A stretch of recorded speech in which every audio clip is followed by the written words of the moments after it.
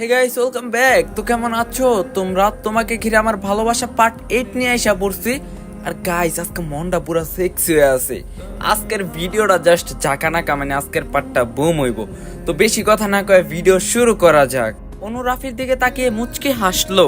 এখন গভীর রাত, অনু বিছানায় গভীর ঘুমে আচ্ছন্ন। রাফি সোফায় বসে মোবাইল ফোন চালাচ্ছিল।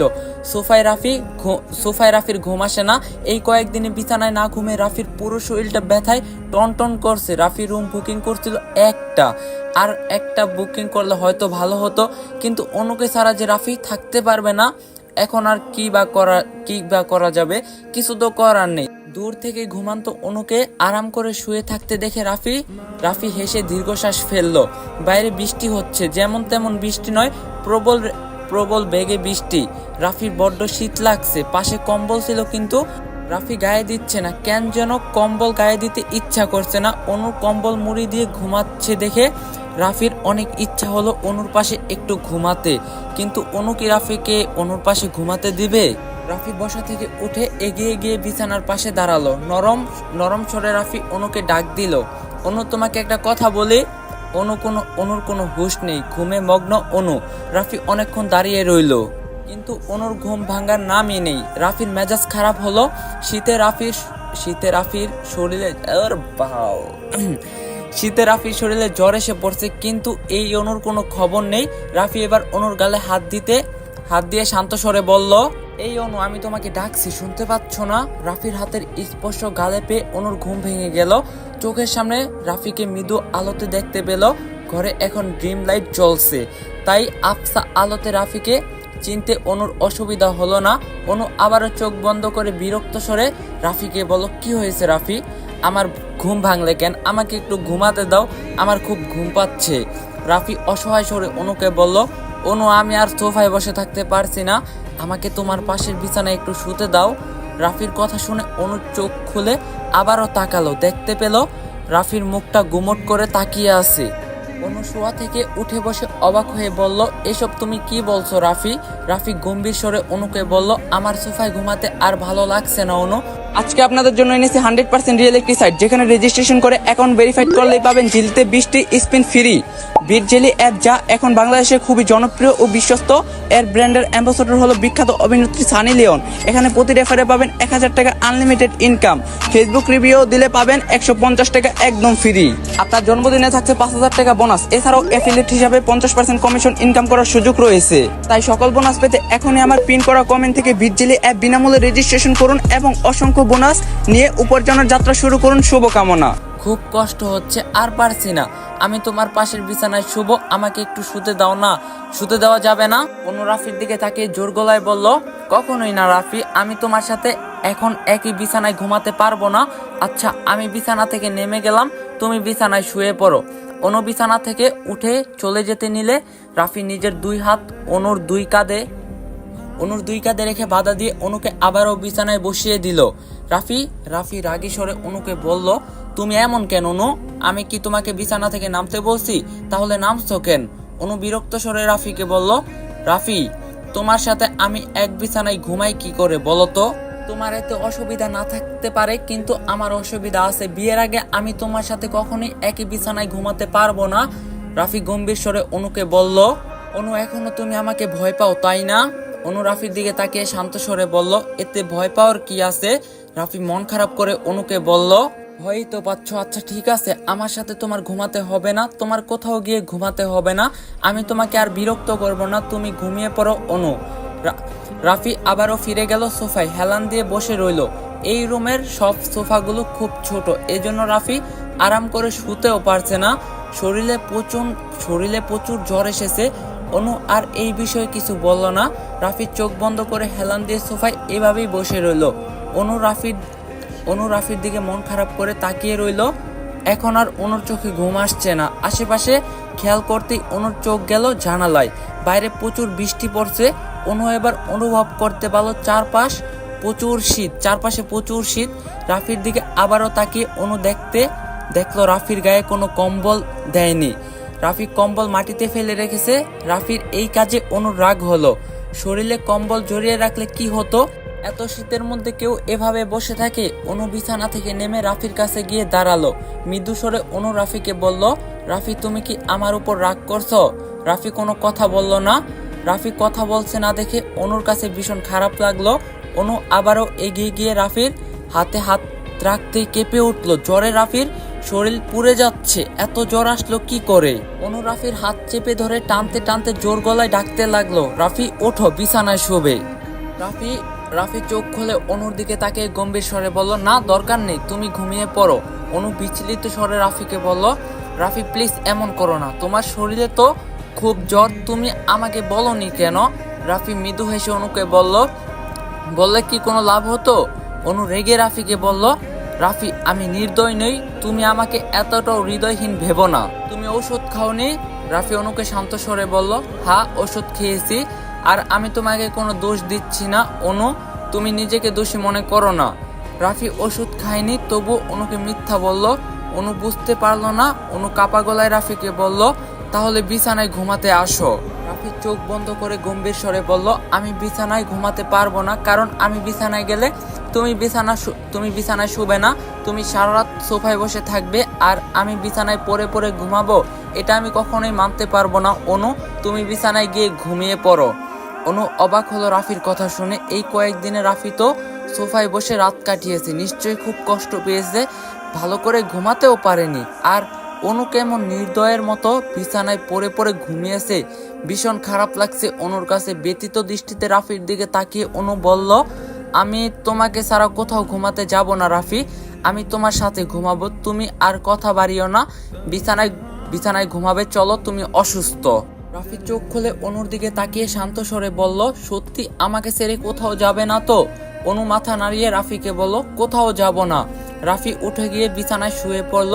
অনু রাফির পাশেই বিছানায় বসে আছে। রাফি অনুকে এভাবে বসে থাকতে দেখে শান্ত স্বরে বলল, এভাবে আর কতক্ষণ বসে থাকবে?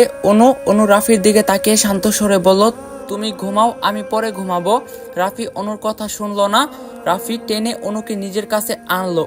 অনু হুমুরি খেয়ে রাফির বুকের উপর পড়ে গেল।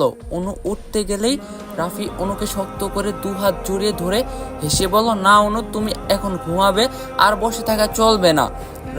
রাফির শরীরের জ্বরের উত্তাপ অনুর শরীরে লাগছে। এই শীতের মাঝেও অনুর গরম লাগতে শুরু করলো। আর রাফি এভাবে শক্ত করে জড়িয়ে ধরায় অনু অসহায় দৃষ্টিতে রাফির মুখের দিকে তাকিয়ে রইল। তারপর শান্ত স্বরে অনু রাফিকে বলল, আচ্ছা ঠিক আছে, আমি বসে থাকবো না, এবার আমাকে তাহলে ছাড়ো, এভাবে কি ঘুমানো যায়? রাফি অনুর দিকে এক দৃষ্টিতে তাকিয়ে রইল, কিছুক্ষণ পর ছেড়েও দিল। অনু অপর পাশে ফিরে শুয়ে চোখ বন্ধ করে, আই রে ভাই, মেজাজটা আবার খারাপ লাগতেছে, কি হয়েছে? অনু অপর পাশে ফিরে শুয়ে চোখ বন্ধ করে রইল। বেশ কিছুক্ষণ সময় পার হয়ে গেল, কিন্তু না, অনুর চোখে ঘুম আসছে না। অনু নিজের গায়ের কম্বলটা রাফির শরীরে দিয়ে দিল। রাফির শরীরে কম্বল জড়িয়ে নিয়ে জ্বরে কাঁপতে লাগলো। অনু দেখতে পেল রাফির মুখটা ফ্যাকাশে হয়ে গেছে। রাফির এরকম জ্বর চলে আসলো কেন? অনুর এখন কান্না পাচ্ছে। রাফির কপালে হাত দিয়ে দেখলো এখনো জ্বর কমেনি, কিন্তু রাফি যে বলল ওষুধ খেয়েছে, তাহলে জ্বর কমছে না কেন? অনু রাফিকে জলপুট্টি দিবে ভেবে নিল। যেই না অনু জলপুট্টি আনতে বিছানা থেকে নামতে যাবে, অমনি রাফি অনুর হাত চেপে ধরে টেনে আবারও বিছানায় শুয়ে দিল। অনু রাফির দিকে তাকিয়ে শান্ত স্বরে বলল, আমাকে বিছানা থেকে নামতে দাও রাফি, তোমার জ্বর, আমি তোমার জন্য জলপুট্টি আনতে যাব। রাফি অনুকে জড়িয়ে ধরে হেসে বলল, অনু আমার কোনো জলপট্টি লাগবে না, তুমি পাশে থাকলেই আমার চলবে।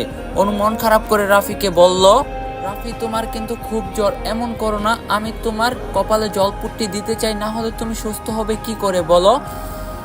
রাফি অনুকে জড়িয়ে ধরা অবস্থায় বলল, ওষুধ তো খেয়েছি, সুস্থ হয়ে যাব, এখন তুমি চুপচাপ করে ঘুমাও, আর কোনো কথা বলবে না। অনু রাফিকে আর কিছু বলল না, চুপ করে রাফির বুকে মুখ গুজে শুয়ে রইল। কেন যেন রাফির এত কাছে থাকতে অনুর এখন আর কোনো অস্বস্তি হচ্ছে না। কেন হচ্ছে না? রাফিকে ভালোবেসে ফেলছে বলে হয়তো, তাই অনুর আর গরম লাগছে না। রাফির জ্বরটা উত্তপ্ত ধীরে ধীরে কমতে লাগলো। অনু মনে মনে খুশি হলো, এই ভেবে যে রাফি জলদি সুস্থ হয়ে যাবে। অনু রাফির মুখের দিকে তাকিয়ে মুচকি হাসলো। রাফি সকালে ঘুম থেকে উঠে রেডি হয়ে সবকিছু গুছিয়ে নিল। আজ অনুকে নিয়ে রাফির বাংলাদেশে ফিরতে হবে। রাফির বাবা আনোয়ার হোসেন রাফির উপর এত কেন রেগে আছেন তা রাফিকে জানতে হবে। ফিরে গিয়ে বাবার সাথে কথা বলতে হবে। অনু নিজের দেশে ফিরে যেতে পারবে বলে মনে মনে খুব খুশি হচ্ছে, আর এখানে ভালো লাগছিল না। যখনই সুইজারল্যান্ড থেকে রাফি এবং অনু ফ্লাইটে করে বাংলাদেশে পৌঁছালো, তখন থেকে অনুর মাঝে ভয় কাজ করতে লাগলো। আচ্ছা, আম্মু আব্বু কি অনুর উপর রেগে আছে? কে জানে। রাফি তো বলল রেগে নেই, চিন্তা না করতে। এয়ারপোর্ট থেকে বেরিয়ে গাড়িতে রাফি এবং অনু বসে আছে, কিন্তু অনু ভয়ে আচ্ছন্ন হয়ে আছে। অনু রাফির দিকে তাকালো। রাফিকে তো দেখে একটু চিন্তিত মনে হচ্ছে না।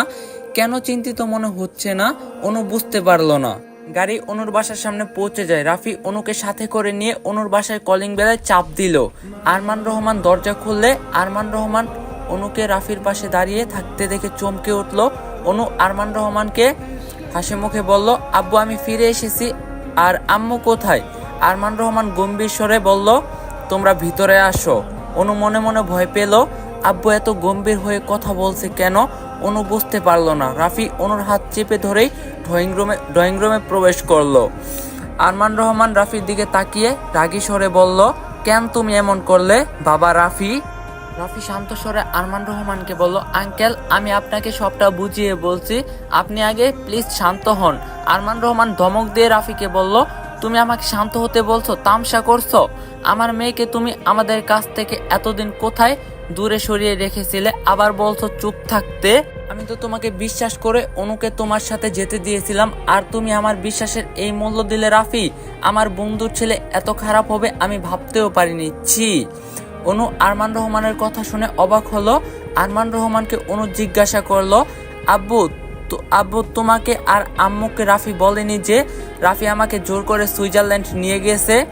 আরমান রহমান অনুকে হতাশ গলায় বলল, না রে মা, রাফি আমাদেরকে কিছুই বলেনি। এই কয়েকদিনে আমরা তোর জন্য অনেক চিন্তা করছি। আমাদের মেয়েটাকে রাফি কোথায় নিয়ে গেল, এই চিন্তায় আমি আর তোর আম্মু পাগল হয়ে গিয়েছিলাম। রাফির বাবা আনোয়ারকে জিজ্ঞাসা করেও আমি তোর কোনো খবর এতদিন পাইনি।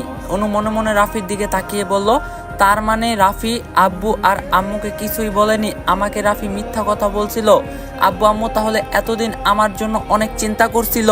রাফি অনুর দিকে তাকিয়ে দেখলো অনু ঘৃণার দৃষ্টিতে রাফির দিকে তাকিয়ে আছে। রাফির মনে ভয় হতে লাগলো, অনু আবার ভুল বুঝবে না তো? রাফি আরমান রহমানকে শান্ত স্বরে বলল, আঙ্কেল আমি অনুকে সুইজারল্যান্ড নিয়ে যেতে বাধ্য হয়েছিলাম, এছাড়াও আমার কাছে অন্য কোনো উপায় ছিল না। আপনাকে আমি সবটা বলতাম, কিন্তু তেমন সময়ও আমি পাইনি। ভেবেছিলাম অনুকে নিয়ে দেশে ফিরে এসে সবটা আমি আপনাদেরকে খুলে বলবো। আপনি ভুল বুঝবেন না। আরমান রহমান রাফিকে কড়া গলায় বলল, সমাজে আমার মান সম্মান তুমি ধুলায় মিশিয়ে দিয়েছো রাফি। আমার মেয়েকে তুমি জোর করে বিদেশ নিয়ে গিয়েছো, তা আশেপাশের সব মানুষ এখন জেনে গিয়েছে, সবাই এখন সি করছে। তোমার কি এতটুকু বোঝার উচিত ছিল না যে এতে আমাদের কতটা মান সম্মানহীন হতে পারে? রাফি আরমান রহমানকে শান্ত স্বরে বলল, আমি আজই অনুকে বিয়ে করব আঙ্কেল, তাহলে তো আর সমাজে মানুষ আপনাদের কিছু বলবে না, আপনাদের মান সম্মানহীন হতে হবে না। আমেনা বেগম রুমের ভিতর থেকে এতক্ষণ সবকিছু শুনছিল। তিনি ড্রয়িং রুমে এসে রাফিকে বলল, তুমি আমার মেয়েকে জোর করে সুইজারল্যান্ড নিয়ে গিয়েছো, আমার মেয়ের মান সম্মান ডুবিয়েছো। তোমার সাথে আমি আমার মেয়ের বিয়ে দিব না। অনুর বাবা রাজি হলো, আমি কিছুতেই আমার মেয়ের বিয়ে তোমার মতো ছেলের সাথে হতে দিব না। রাফি আমেনা বেগমকে হতাশ গলায় বলল, আন্টি আপনিও আমাকে ভুল বুঝছেন। আন্টি আমি যদি অনুকে জোর করে সুইজারল্যান্ড নিয়ে না যেতাম তাহলে অনু আমাকে কোনোদিনও বুঝতো না, সারা জীবন অনু আমাকে ভুল বুঝতো। আমেনা বেগম গম্ভীর স্বরে রাফিকে বলল, এখানে ভুল বোঝার কি আছে? কিছুই নেই। তুমি মিথ্যা কথা বলে আমাদের কাছ থেকে অনুকে নিয়ে গিয়েছো। তোমার কাছে আমি এবং অনুর বাবা এমন আচরণ আশা করিনি। তুমি এখনই বাসা থেকে বেরিয়ে যাও। রাফি মন খারাপ করে এবার অনুর দিকে তাকালো।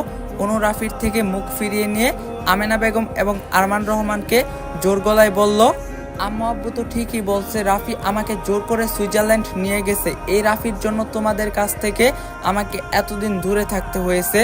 আবার রাফি আমার ব্যাপারে তোমাদের কিছুই জানায়নি। আমাকেও রাফি মিথ্যা বলছে, তোমাদের নাকি সবটা জানিয়েছে। রাফির জন্য আমার পড়াশোনার প্রচন্ড ক্ষতি হয়েছে।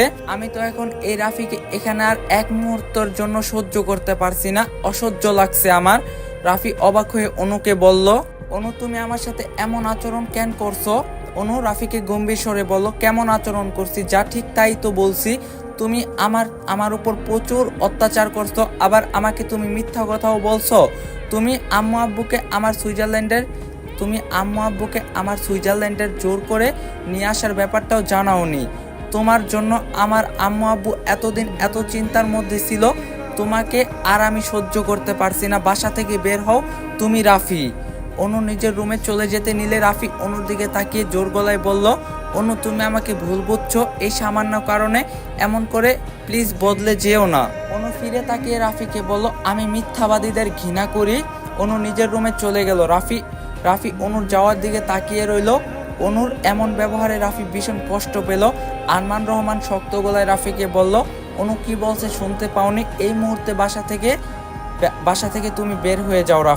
রাফি জোর করে হেসে আরমান রহমানকে বলল, যাচ্ছি আঙ্কেল, এখনই চলে যাচ্ছি। রাফি অনুর বাসা থেকে বের হয়ে হতাশ মনে রাস্তার এক পাশে দাঁড়িয়ে রইল। বুকের ভিতর কষ্টগুলো যেন রাফি আরো চেপে ধরলো।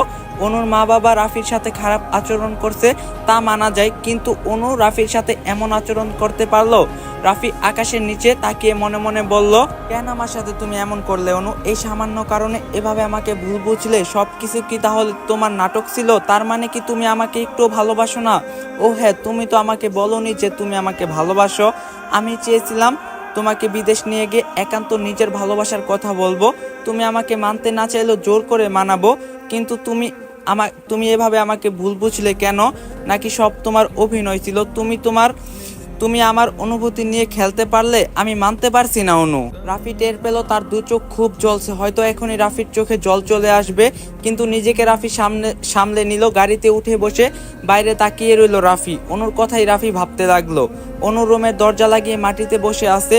নিজের মাথায় হাত রেখে অনু মনে মনে বলল, আমি এটা কি করলাম? হ্যাঁ, আমি ঠিকই তো করছি। আমি তো কখনো রাফিকে বলিনি যে আমি রাফিকে ভালোবাসি। তাছাড়াও রাফি আমাকে মিথ্যা কথা বলছিল। রাফি আমাকে বলছিল আমার আম্মু আব্বুকে জানিয়েছে আমি ওর সাথে সুইজারল্যান্ড আছি, কিন্তু রাফি তা জানায়নি। রাফি খুব মিথ্যাবাদী। হাত পা গুটিয়ে অনু মাটিতে বসে আছে। কেন যেন অনুর বুকের ভিতরটা ব্যথায় মোচড় দিচ্ছে। এমন হচ্ছে কেন? শ্বাস নিতে যেন ভীষণ কষ্ট হচ্ছে। অনুর মা দরজার কাছে এসে দরজা ধাক্কা দিয়ে বলল, অনু ফ্রেশ হয়ে খেতে আয়। কতদিন পর আমার মেয়েটা আজ বাড়ি ফিরলো। আয় মা, তাড়াতাড়ি আয়।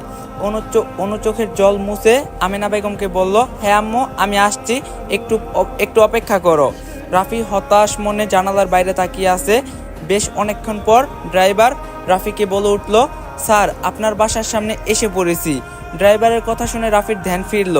গাড়ি থেকে নেমে বাসায় পৌঁছাতেই আনোয়ার হোসেনকে দেখলো মেইন দরজার সামনে দাঁড়িয়ে আছে। তিনি যেন রাফির জন্যই অপেক্ষা করছিল। রাফি আনোয়ার হোসেনকে কিছু না বলে নিজের রুমের দিকে চলে যেতে নেওয়ার আগেই আনোয়ার হোসেন রাফিকে বলল, দাঁড়াও রাফি, তোমার সাথে আমার কিছু কথা আছে। রাফি আনোয়ার হোসেনকে গম্ভীর স্বরে বলল, তোমার কথা পরে শুনবো বাবা, আমাকে এখন একটু একা থাকতে দাও প্লিজ। আনোয়ার হোসেন রাফিকে শান্ত স্বরে বলল, কথাটা ভীষণ জরুরি, এই কথা বলার জন্যই তোমাকে দেশে ফেরানোর জন্য এত অনুরোধ করছিলাম। রাফি চোখ বন্ধ করে দীর্ঘশ্বাস ফেলে শান্ত স্বরে আনোয়ার হোসেনকে বলল। আনোয়ার হোসেন একটু ঘাবড়ে গেল। কথাটা যে কিভাবে রাফিকে বলবে তিনি ভেবে পাচ্ছে না। তবুও সাহস করে আনোয়ার হোসেন রাফিকে বলল, তুমি অনুকে নিয়ে সুইজারল্যান্ড গেছে যেন আমি আরমানকে এই ব্যাপারে কিছুই বলিনি, কারণ তুমি বলতে নিষেধ করছিলা। তাই আমি তোমার কথা রেখেছি, এবার আমার কথা তোমার রাখতে হবে। আমি তোমার বিয়ে ঠিক করে ফেলেছি রাফি। সামনের মাসের 1 তারিখে মিমের সাথে তোমার বিয়ে। রাফি চমকে উঠে আনোয়ার হোসেনকে বলল, হোয়াট? এসব তুমি কি বলছো বাবা? পাগল হয়ে গেছো তুমি? এসব বলার জন্য তুমি আমাকে দেশে ফিরে আসতে বলছিলা? বাবা তুমি খুব ভালো করেই জানো আমি অনুকে ভালোবাসি। মিমকে বিয়ে করা আমার পক্ষে সম্ভব না।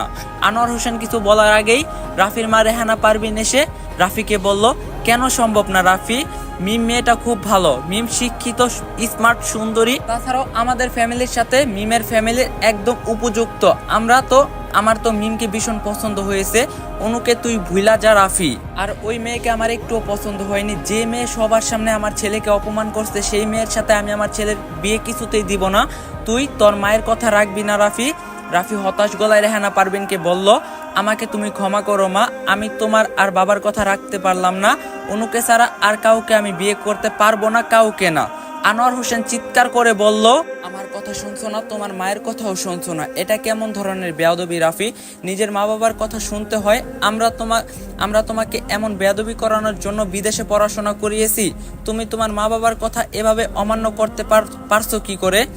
রাফি হেসে আনোয়ার হোসেনকে বলল, হ্যাঁ বাবা, আমি বেয়াদব, তোমার ছেলে বেয়াদব হয়ে গেছে। আমি কি করব বলো তো বাবা? আমার মন যদি আমি অনুকে দিয়ে ফেলি, সেই মন আবার অন্য কাউকে কি করে দেই, তুমি বলো। আনোয়ার হোসেন গম্ভীর স্বরে রাফিকে বলল, এসব পাগলামি মাথা থেকে ঝেড়ে ফেলো। রাফি রক্তলাল চোখে আনোয়ার হোসেনকে বলল, অসম্ভব বাবা, এই পাগলামি ছেড়ে দেওয়ার নয়। রাফি সিঁড়ি দিয়ে উঠে নিজের রুমে চলে গেল। রেহানা পারভিন আনোয়ার হোসেনকে হতাশ হয়ে বলল, আমাদের ছেলেটাকে ওই অনুর বাচ্চায় পাগল বানিয়ে দিয়েছে। মিমকে তো রাফি কিছুতেই বিয়ে করতে চাইছে না, কি করব এখন বলো? আনোয়ার হোসেন রেহানা পারভিনকে বলল, যেভাবে হোক রাজি করাতে হবে, না হলে জোর করে রাজি করাতে হবে। এভাবে চলতে থাকলে রাফির ভবিষ্যৎ নষ্ট হয়ে যাবে, এটা তো কিছুতেই হতে দেওয়া যাবে না। আমার একমাত্র ছেলে এভাবে ধ্বংসের মুখে আমি ফেলে দিতে পারি না।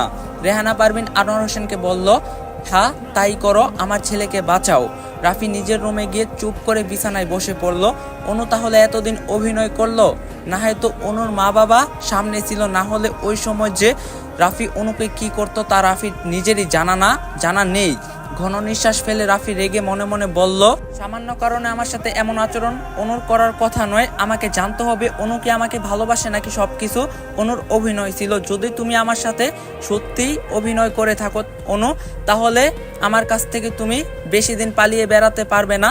আমার সাথে অভিনয় করার শাস্তি তোমাকে পেতেই হবে। গাইস আজকের পার্টটা এইখানেই শেষ। তো এই গল্প শেষ হইতে আর মাত্র 2টা পার্ট বাকি আছে। আর আমার ফোন 3 দিনের মধ্যে ঠিক হয়ে যাবো গা। ফোন দিলে রাফি আমি শুধু তোমার গল্প আপলোড করে দিব ইনশাল্লাহ। আর 2 দিনের মধ্যে এই গল্প শেষ হয়ে যাবো গা। পরের পার্ট লাগলে অবশ্যই কমেন্ট করবা, আর ভিডিওটা লাইক দিতে ভুলবা না, চ্যানেলটা সাবস্ক্রাইব করতে ভুলবা না। দেখা হইতেছে নেক্সট পার্টে। সবাই ভালো থাকো, সুস্থ থাকো, আল্লাহ হাফেজ।